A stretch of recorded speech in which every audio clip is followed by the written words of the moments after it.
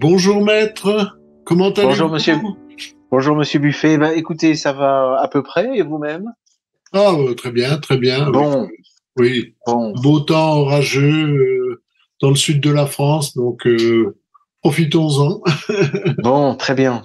Alors, quand je vois effectivement les orages, la pluie, etc., je ne peux pas m'empêcher de songer aux steppes d'Ukraine, aux plaines d'Ukraine, hein, Oui, puisque s'y déroulent actuellement des opérations, qui causent la mort et le drame et du sang et des larmes, hein, à nouveau. Ce qui n'était pas arrivé depuis 1945. si, depuis 2014, Ah oui, non, mais je veux dire, oui, absolument. Non, on a la vague de violence depuis 2014, oui, dans laquelle j'inclus le moment actuel, 2022, septembre 2022, je le comprends dans le cycle qui s'ouvre effectivement en 2014, d'accord, d'accord, certainement. Mais disons que depuis 2014, ça stagnait un peu quand même. Ça oui, piétinait. Bon, enfin, c'était endémique, hein. Alors que là, bon, comme chacun le sait, depuis quelques mois, il y a du mouvement. Et c'était pas arrivé depuis 45. J'y pense parce que lorsque je me suis rendu à Donetsk en 2015, j'avais rencontré une très octobre vieille dame. 2015, j'ai Bon, regardé de nouveau vos enregistrements. d'accord, très bien. Et oui, d'ailleurs, qui ne sont jamais sortis. Non, non. Euh, Ils sont un peu, vous m'aviez demandé de les exploiter, mais ils sont un peu difficiles à monter parce que il y a beaucoup de traductions et c'est pas facile d'écouter les gens en russe ou en ukrainien et puis ensuite de c'est traduire. vrai, c'est Mais vrai. il faudrait qu'on le fasse, il faudrait qu'on le fasse. Il y a de longs passages, effectivement, qui sont traduits. Alors, j'y ai un peu réfléchi. Je me dis que pour les Français, ce qu'il faudrait faire, c'est conserver les images lorsque c'est un Ukrainien qui parle, Oui, ou un citoyen de Donetsk, si vous voulez, et en glissant la bande son de la traductrice par-dessus. oui. Alors, ça demande des manipulations. Oui, ça demande surtout de comprendre ce que dit le Oh bah citoyen. c'est en général, tout est Oui, filmé d'une seule traite, oui. mais les propos traduits succèdent aux propos.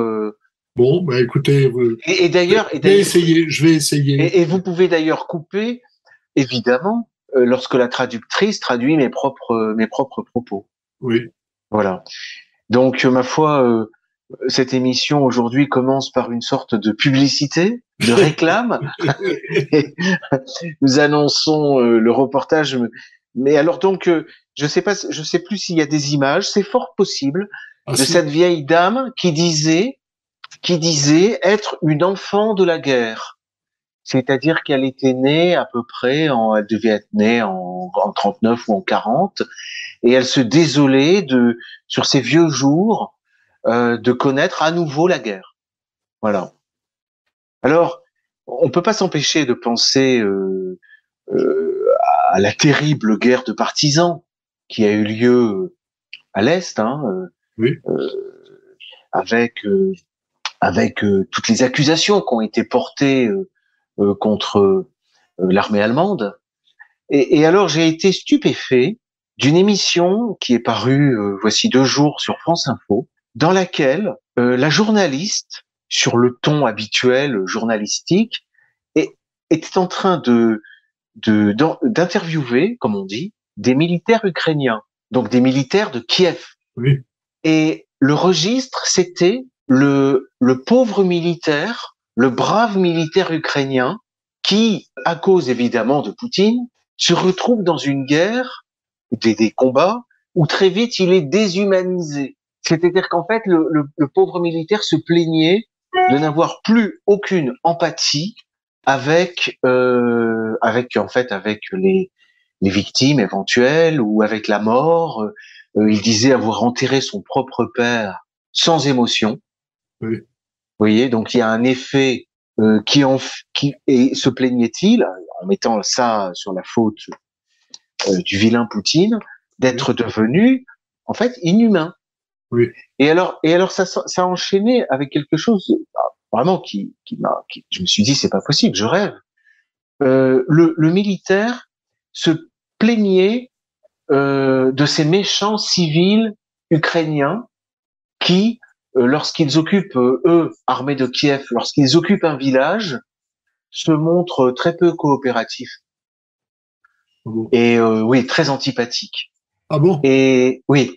Il y en a, euh, euh, il y en avait tout de même dans le.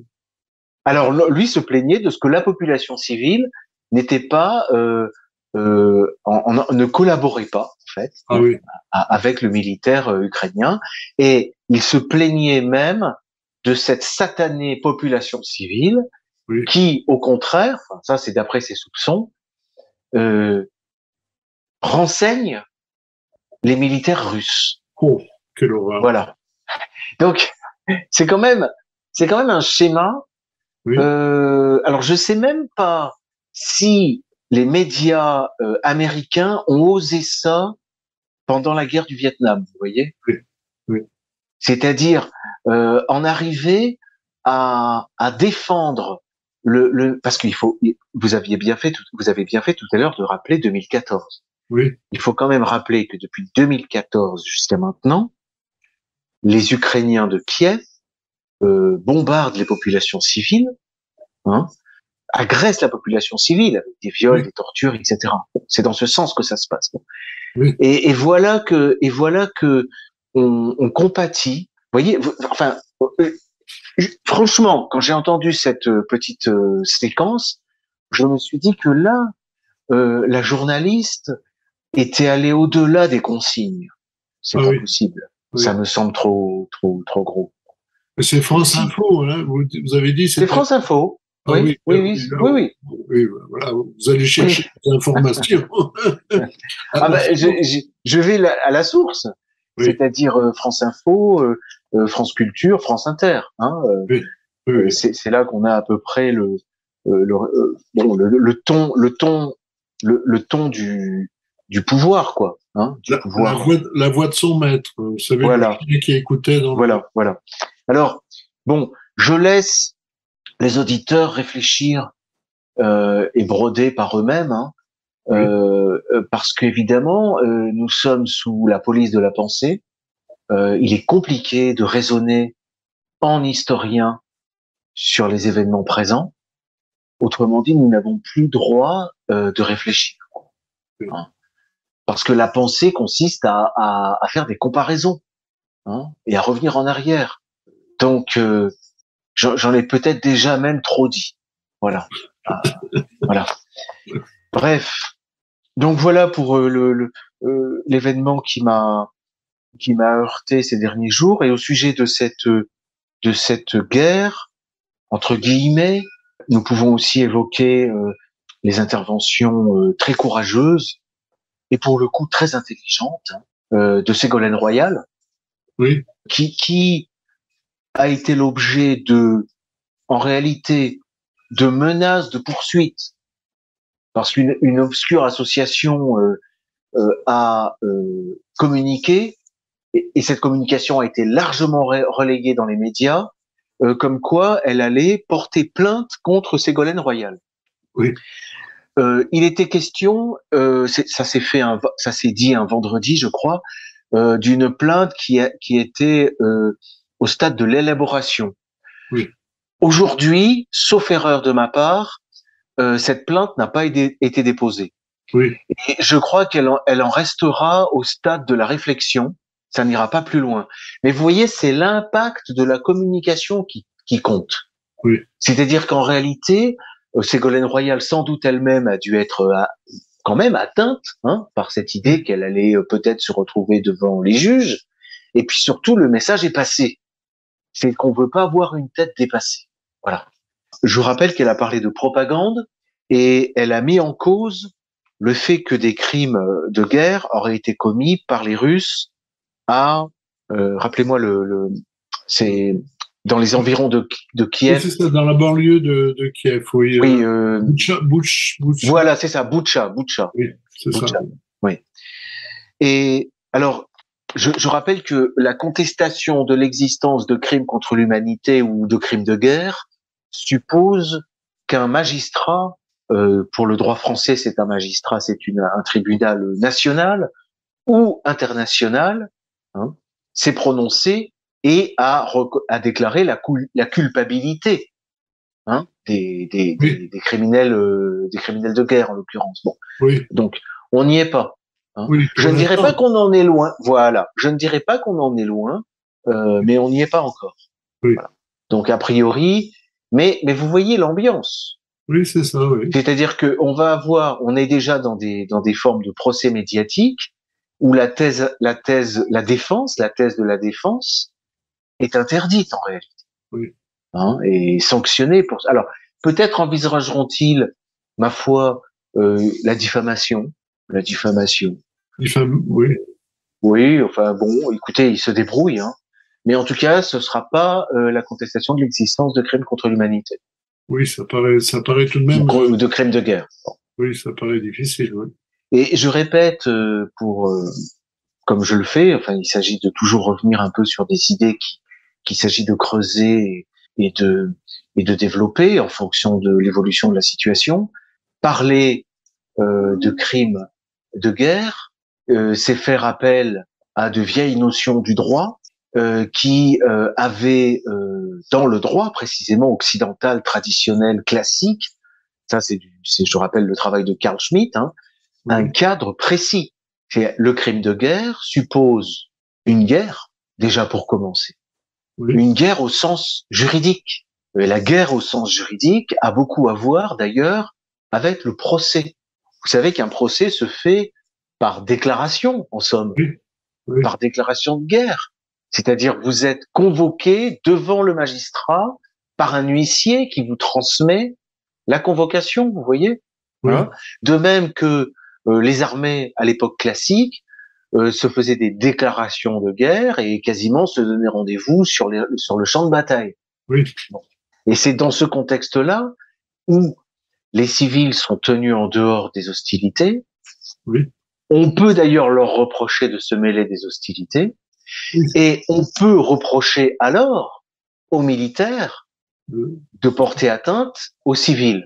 Et c'est oui, ça qu'on appelle en fait un crime de guerre, oui, oui. Vous nous au l'avez sens expliqué premier. déjà Voilà, oui, c'est ça, voilà. quelque Et, temps. et d'ailleurs, pour la bonne tenue, disons, des procédures, le procès en crime de guerre contre un militaire d'un camp doit être fait par ses supérieurs, par les supérieurs de son camp. Hein. Oui, Parce qu'au contraire, le prisonnier de guerre, lui, on ne peut pas lui faire de procès. d'accord. Ce serait d'ailleurs aussi un crime de guerre que de faire un procès à un prisonnier de guerre. Voyez. De D'accord. même que il faut traiter correctement le malade, l'ennemi blessé, l'ennemi qui se rend, etc. D'accord. Oui. Voilà. Mais Et à comme ce le propos, notait. de quand date la notion de crime de guerre? Quand, on remonte à quand? Ben, comme pour beaucoup de notions du droit, on peut, avec difficulté, en faisant des recherches, faire des comparaisons d'abord anthropologiques, hein, Oui, se demander, après tout, est-ce que les Amérindiens, quand on les a rencontrés au XVIe siècle, avaient un droit de la guerre? Précisément pas. Hein. oui, Est-ce que les Boshimans en Afrique, non, non plus, ni les Australiens. Donc déjà, ça situe le contexte. L'homme préhistorique, suppose-t-on, ne participait pas d'un pareil schéma. Ensuite, on peut regarder, évidemment, est-ce que les armées grecques, à la grande époque, est-ce que les Hellènes pratiquaient le droit de la guerre? Il semble que oui. En tout oui, cas, il y a des traces de cette notion, ne serait-ce que chez Homère. Vous savez, je l'ai déjà rappelé, mais c'est le cœur du droit de la guerre. Chez Homère, c'est le pardon. C'est que, je crois que c'est Zeus, pour que la paix se fasse entre les combattants, il efface de leur mémoire le souvenir des crimes commis. Donc là, il y a déjà je n'ai aucun mérite à rappeler ça, hein, parce que c'est rappelé chez Carl Schmitt. Et je suis toujours quand j'ai l'occasion de le faire, je le fais, c'est de renvoyer les gens à la lecture de ce grand auteur. Chez les Romains, dans les sociétés, vous voyez, on a ce qu'on appelle la bataille de Hoplite. Et il y a un livre fameux qui est d'un Anglais ou d'un Américain qui s'appelle Les origines occidentales de la guerre et qui montre que cette mentalité de la bataille entre deux armées qui s'affrontent sur un champ de bataille a quelque chose de spécifiquement occidental. La bataille de Hoplite voit s'affronter des hommes, peut-être pas directement en uniforme, mais en tout cas porteurs de signes d'appartenance, hein, des sortes de blasons qui sont sur les boucliers. On a deux armées ennemies qui s'avancent. Et il n'y a pas, vous voyez que les hostilités, non seulement sont circonscrites à un champ de bataille, mais dans le temps également. Il y a un début et une fin à cette bataille. Avant la bataille, il n'y a pas d'affrontement. Après la bataille, il n'y en a plus. Et on voit bien que l'affrontement n'a lieu qu'entre combattants, qu'entre militaires. Bon, pour cet auteur, la lecture que j'avais faite, il rappelait que il le faisait d'ailleurs assez brièvement, hein. Il était surtout dans la description, point par point, de la façon dont la bataille se déroulait. Bien. Ensuite, vous avez un moment important, comme pour toutes les notions juridiques, eh bien, c'est la réforme grégorienne avec la fameuse Pax Dei, la paix de Dieu. Hein, ce sont les papes qui ont imposé des temps de paix. Vous voyez? Donc là aussi, on est dans le droit de la guerre. Il y a des temps de paix et il y a des. D'ailleurs, ils avaient. J'avance un peu dans les siècles. Vous savez que l'arbalète était interdite. Ah bon? Oui, l'Église avait interdit l'arbalète. Oui. Bon, vous voyez dans quel registre quand même on se situe. Vous voyez, là, j'ai pas entendu François Ier sur, par exemple, l'usage de la bombe atomique. Hein, j'ai pas entendu. Bon. Je ne crois pas qu'un pape ait jamais condamné Hiroshima, hein, le bombardement d'Hiroshima par les Américains. Bon, alors donc on a ça, et puis ensuite évidemment le grand moment, c'est celui où les États se constituent de manière clairement indépendante et autonome vis-à-vis de l'Empire, hein, qui était encore une entité très présente, c'est-à-dire que en fait ils deviennent souverains et seuls juges du point de savoir si leur guerre est juste ou injuste. Bon, ça c'est un cap fondamental, et ça c'est au XVIe siècle. C'est à la sortie des guerres de religion. Parce qu'auparavant, le problème était de savoir qui détient la décision. Et là, il y avait des problèmes parce qu'il y avait tant le pape que l'empereur avaient cette prétention. Oui. Vous voyez, oui. Bon, bref. Donc, en fait, ce droit, et d'ailleurs, c'est un droit qui est écrit par des juristes. Hein. C'est un droit qui est constitué de toute une somme de traités. Enfin, vous avez les grands juristes espagnols du XVIe, XVIIe siècle. Vous avez des juristes italiens, anglais, etc. Et puis il y a le nom le plus connu, c'est Grotius, oui. Hein, Pufendorf, etc. Jusqu'aux juristes du XIXe siècle. Voilà. Mais ça se dégrade, ça dégénère, ça se dissout précisément avec ces textes auxquels on tend systématiquement à rattacher le droit de la guerre, c'est-à-dire les fameuses conventions de Genève. D'accord. Voilà. Elles sont très tardives. Elles sont d'ailleurs, vous avez des conventions qui suivent juste la Seconde Guerre mondiale, vous voyez. Oui. Or, la Seconde Guerre mondiale est la preuve que ce droit déjà n'existe plus, puisque oui. en fait, il y a un basculement avec la guerre de 14-18. Oui. Voilà. Mais bon, Carl Schmitt disait qu'on est dans une situation assez curieuse de mélange, parce que les anciennes notions qui ont été élaborées par des générations et des générations de juristes, qui les ont forgées, hein, comme cette notion de crime de guerre, hein, si précise, cette notion de combattant, etc., elles sont utilisées un peu comme des épaves, vous voyez, comme des épaves ou comme des armes, hein, pour ceux qui déclenchent l'enfer sur terre. Oui. Voilà. Alors il y a une troisième intervention médiatique qui m'a intéressé à ce sujet. C'est au moment où attendez, elle s'appelle Christelle Néant, je crois. Oui, c'est Christelle Néant, voilà. Et c'est au moment, un reporter de guerre oui, au Donbass. au Donbass, oui. Voilà.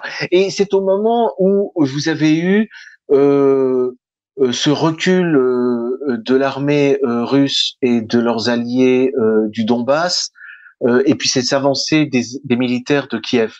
Oui, Et alors, elle a dit une chose très juste par rapport à ce droit de la guerre. C'est que on a effectivement deux conceptions du monde et deux conceptions de la guerre qui s'affrontent. Du côté de l'OTAN, c'est comme ça l'a été en 14-18, à partir de 17 surtout, hein, et oui, comme cela l'a été dans la Seconde Guerre mondiale, hein, dès lors qu'ils sont entrés en guerre, je crois que c'est en 41 ou en 42, hein, enfin ils étaient plus ou moins présents dès le départ, notamment avec les Anglais, c'est systématiquement le déchaînement de la guerre totale. oui, Et ça, c'est ce que disait bien Carl Schmitt. C'est-à-dire que du côté mondialiste, on ne connaît pas de distinction entre la guerre et la paix. On ne connaît pas la distinction entre le militaire et le civil. Vous voyez? Et il y a un enrobage typique de notre époque, vous voyez encore, avec nos sanctions économiques. oui, Ça c'est typique des puissances mondialistes libérales et en fait qui sont sur un capitalisme sauvage. Et leur sauvagerie n'est pas seulement la sauvagerie du capitalisme, hein, que pouvait dénoncer d'ailleurs Marx tout à fait avec à raison, hein, mais oui, c'est une sauvagerie qui n'a aucune limite, c'est-à-dire qu'évidemment elle cause la mort dans les affaires et dans le travail, mais elle cause aussi la mort par le biais des armes qu'elle met en œuvre, vous comprenez, sans limite. Bon, oui, donc on a de ce côté-là cette prétention hégémonique, et c'est typique en Russie, avec l'Ukraine, où le déchaînement des hostilités a été précédé d'un rouleau compresseur culturel, éducatif et médiatique oui, qui vise à déshumaniser les populations du Donbass. oui, Ça, c'est bien expliqué par les différents intervenants, mais c'est typique du système otanesque. oui, Typique. On déshumanise par l'école, c'est-à-dire c'est dès l'école, par les médias, par oui, les campagnes de presse, par la télé, etc. Et une fois que tous, et ensuite les sanctions économiques qui passent pour douces, qui sont en fait des armes de guerre, et toute l'opinion publique est prête au déchaînement de la violence la plus totale. oui, À tel point que moi j'ai toujours été stupéfait dans les conversations que j'ai pu avoir dans ma jeunesse avec des gens sur, par exemple, l'horreur d'Hiroshima. Ces gens disent ah mais non, les Japonais étaient vraiment irréductibles. Il faut sauver la civilisation occidentale. Hollywood mérite bien ça. Et comme disait Madeleine Albright quand on lui parlait de tous les enfants massacrés en Irak, est-ce que ça valait la peine? Oui, oui. oui, C'est nos valeurs qui l'emportent sur eux. Elles valent absolument. Voilà, oui, vous voyez. Bon, elles valent absolument. Et donc cette journaliste remarquait que dans le camp du Donbass et du côté russe, il y a un caractère, j'allais dire apocalyptique, mais c'est aussi un caractère, se joue aussi une guerre un caractère mondial de cette guerre, c'est-à-dire qu'en fait, il s'agit d'imposer un ordre du monde fondé sur la pluralité des puissances, un monde multipolaire. oui, C'est seul un monde multipolaire est susceptible d'intégrer un système international qui distingue la paix et la guerre et qui, dans la guerre, prévoit effectivement que les hostilités soient cantonnées. oui, Voilà. Sinon, c'est inconcevable. Bon. Et elle expliquait que ce monde multipolaire, du moins c'était son avis, hein, ne peut pas s'imposer avec des moyens qui iraient à l'encontre de cette fin. C'est-à-dire, si vous voulez imposer un système humain, réellement humanitaire, vous ne pouvez pas le faire au moyen, par exemple, de la bombe atomique. Oui. Voilà. Et c'est la difficulté de cet affrontement, c'est qu'on a d'un côté Kiev, côté OTAN, côté Paris, côté Londres, on a un déchaînement total.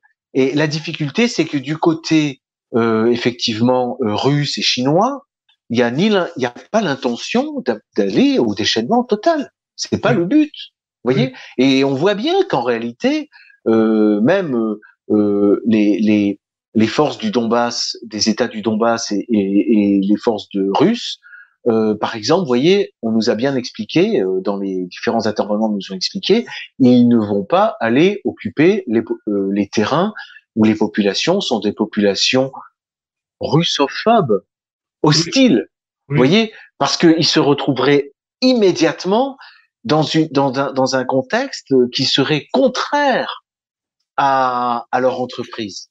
Vous voyez. Et de même, il n'y a pas comme quand les Américains font la guerre, on n'a pas le tapis de bombes. Oui. Voilà. Bon. Donc voilà le point peut-être qui était toujours utile à préciser, oui. Ouais, à faire sur cette intéressante épopée que nous vivons actuellement. Oui. Voilà. Nos dirigeants étant des collaborateurs, les dirigeants français sont des collaborateurs. Des collabos, oui. Des collabos d'une force d'occupation oui. Qui est animée de cette idéologie mondialiste. Oui.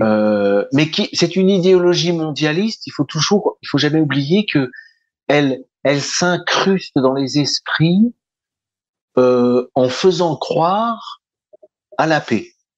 Oui. Voilà. C'est la paix éternelle et universelle. Oui. C'est comme ça qu'elle avance. C'est le mensonge, hein, c'est le royaume du mensonge. Oui, mais c'est un mensonge et d'ailleurs qui, comme tous les mensonges, il marche grâce à la crédulité. Oui. Parce que en réalité, il faut être crédule pour imaginer une planète où il n'y aurait plus de conflit. Voilà. Voilà. En revanche, ce qui m'a toujours étonné aussi, c'est que les gens croient volontiers à cette utopie, mais ne peuvent pas accepter l'idée que la guerre soit encadrée par le droit. Et qui dit encadrée par le droit, attention, dit forcément autorisée. Oui. Autorisée. C'est-à-dire, en fait, permise, quoi. Je veux dire, non seulement tolérée, mais et d'ailleurs, aux grandes époques, la guerre peut même être glorifiée. Oui.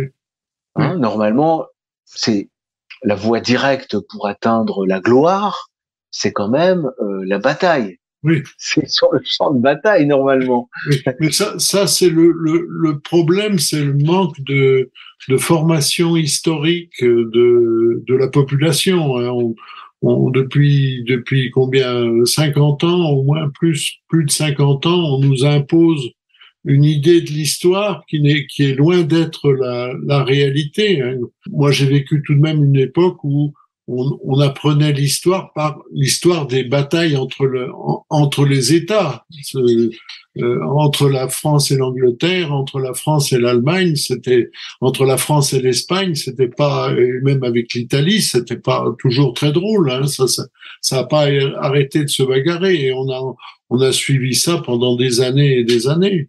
Et c'est seulement récent, c'est un peu le résultat de l'ONU et de l'UNESCO, de toutes ces grandes organisations, qui fait qu'on a abandonné l'idée que les peuples pouvaient se bagarrer entre eux, quoi, comme si vous mettez dans la cour de récréation deux bandes rivales, ça finira par se bagarrer. Même s'ils jouent aux billes au départ, ils vont finir par se bagarrer, quoi.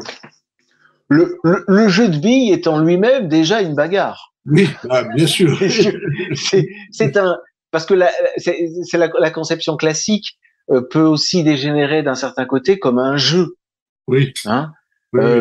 D'ailleurs, ça m'évoque encore autre chose. Je passais tout à l'heure là devant un magasin de jeux et il y avait un panneau, il y avait marqué une promotion du jeu pour jouer en famille et entre amis. Oui. Mais je me suis dit aussitôt, bon, si on joue, d'abord, un jeu peut aussi dégénérer hein, en affrontement violent, hein, ou même pire, non violent, c'est-à-dire dans des rancœurs et des haines. Chacun sait qu'il existe des mauvais joueurs qui prennent très mal, ou des tricheurs. Bon, et donc, il faut pas oublier que, par exemple, aux échecs, enfin les deux joueurs sont quand même ennemis. Oui. Bah oui, bien sûr. Oui. Bon, et donc je dirais que dans la cour de création, même jouer aux billes, il y a déjà quelque chose de guerrier, quoi. Oui. Et c'est valable aussi pour les filles, hein, quand elles font des concours de corde à sauter ou d'élastique, Oui. c'est bien aussi une sorte de conflit. Oui. Bon, voilà.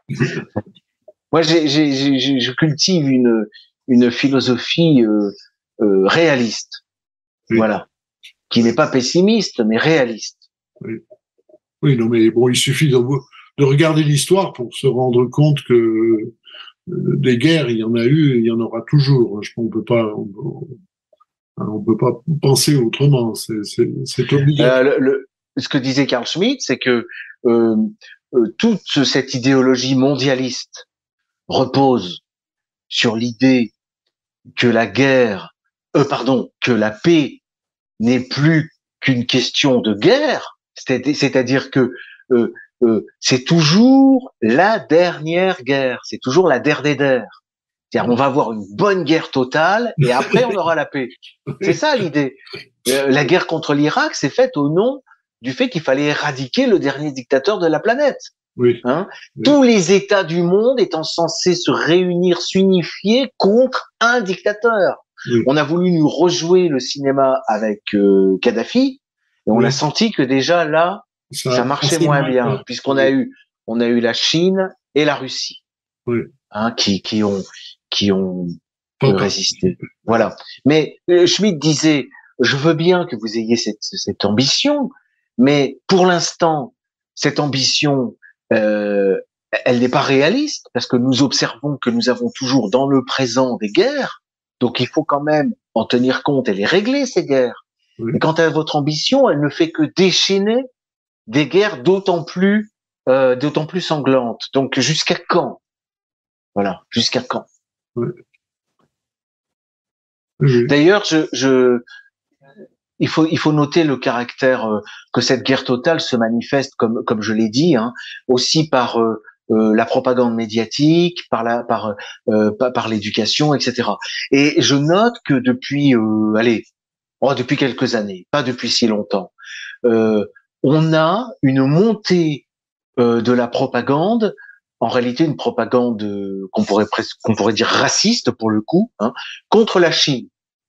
Oui. Vous voyez, on lance quantité de rumeurs, le crédit social, la reconnaissance faciale, le génocide au Xinjiang, le Tibet, Taïwan, et ça c'est inquiétant. Oui. C'est inquiétant parce que un tissu pareil de calomnies, d'injures, de rumeurs est toujours le tapis. Si vous voulez, c'est le tapis de bombes médiatiques. Oui. Préparatoire d'une guerre réelle. Oui. Je pense qu'aujourd'hui, vous voyez, il faudrait pas longtemps, quelques heures peut-être, pour que les opinions publiques occidentales acceptent une guerre contre la Chine. Ah oui, mais je pense que les opinions sont prêtes. Ah oui, je crois qu'elles sont prêtes. Hein, oui, ouais. Oui, tout à fait. Oui. Vous voyez, et ça, c'est un travail. C'est un travail du mondialisme. Oui. Ils ont poussé le vice jusqu'à faire passer leur gestion non seulement calamiteuse, mais criminelle et génocidaire du Covid, Oui.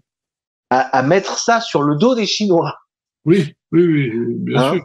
Oui. Dans l'opinion, ça passe comme ça. C'est-à-dire ceux qui sont pas contents de la vaccination, du confinement, du masque, etc., ne devrait avoir à se plaindre qu'aux Chinois. Alors que les Chinois, faut quand même le rappeler, ont pris l'exact contre-pied de l'ONU et de l'OMS. Hein. Oui. Voilà. Bon, enfin bref, oui. C'est une parenthèse, mais c'est pour montrer à quel point c'est compliqué. Et si je puis me permettre de terminer sur une note d'espoir, parce que ça fait partie des ingrédients par rapport à cette idée de mondialisme, c'est un point très important. C'est que en réalité, dans la cour de création, se formeront toujours deux bandes ou plusieurs bandes. Voilà. Toute activité, tout jeu supposera le conflit. Par conséquent, le mondialisme, l'État mondial, le gouvernement mondial est une impossibilité. C'est une impossibilité. Ça ne peut se traduire que par une prétention criminelle, mais qui est en réalité irréalisable. Oui. Voilà. Et c'est comme ça que je pense que se présente depuis l'effondrement du mur de Berlin notre séquence historique. Vous voyez, oui. On a une monstrueuse prétention à quelque chose qui est c'est même pas un problème logique, c'est un problème c'est complètement utopique et c'est une utopie meurtrière. Voilà. Oui. Et il y a des chances quand même pour qu'on alors je sais pas si on se débarrassera pour toujours de cette utopie. Il est possible que on ait à conserver ça. En revanche, ce qui est impératif, c'est de la faire reculer. Oui. Ça, c'est clair. La faire reculer et un peu comme, vous savez, dans l'Apocalypse, il est dit que le diable est enfermé pour un millénaire. C'est un peu l'idée, quoi. Oui. Il s'agit de faire reculer le mal, oui. Voilà, de le faire reculer. Et enfin voilà l'idée, quoi. En cultivant quand même, grâce à l'histoire, le souvenir de temps qui sont des temps bénis, quoi. Enfin, je sais pas, mais l'Europe du XVIIe siècle, XVIIIe siècle, XIXe siècle encore, oui. Enfin, c'est quand même dans l'histoire de l'humanité, c'est une période, c'est un âge d'or quand même, oui. Oui. Dans tous les domaines, oui. Scientifiques, culturels, enfin bon. Oui. Voilà les choses qui, à mon avis, méritent d'être oui. d'être évoquées. Et pourtant, les pays étaient séparés, les pays, donc il n'y avait pas oui. d'union générale. Pas du tout, pas du tout. Oui. Mais le métier des armes était le plus noble. Oui, oui, oui. Bon, d'ailleurs, c'est ce qui définissait la noblesse. C'est le fait, le fait de pratiquer. Alors aujourd'hui, les reliefs de l'aristocratie qui existent, on ne va pas les nier, pratiquent surtout la guerre commerciale. En fait, on les trouve surtout dans la finance, je crois. Oui. Remarquez aussi dans l'armée, enfin. Un petit peu, mais ouais. De bons exemples, oui. Voilà, mais beaucoup dans la finance, je crois. Oui, j'en ai peur, oui. Voilà. Donc à eux de bouger aussi, Oui. Bon. Alors, si on peut les inciter, oui. Ouais, je sais pas s'il faut trop contester, je sais pas trop quoi en penser de tout ça. N'entrons pas trop dans ce genre. Ce serait un autre sujet. Oui. Ce serait un autre sujet. D'accord. Ouais. Merci beaucoup, maître. Mais c'est moi, Monsieur Buffet. Merci encore de votre, j'allais dire de votre répartie dans nos joutes oratoires et de votre attention et de vos questions. Merci.